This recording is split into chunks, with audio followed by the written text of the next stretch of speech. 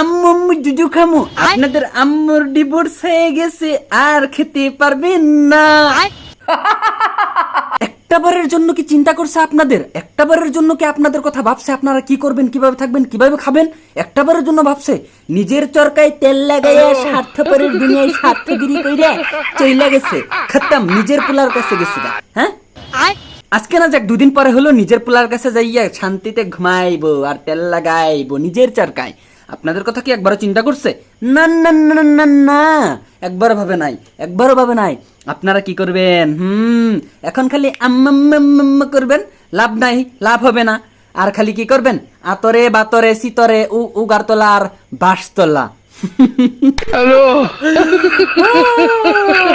তাই বলে কি ক্ষমতার বড়াই কোনোদিনও করতে নাই। ক্ষমতা চিরস্থায়ী নয়, ক্ষমতা ক্ষণস্থায়ী। মৃত্যুবরণ করতে হবে, এটা চিরন্তন সত্য। আর মানুষ মিথ্যাবাদী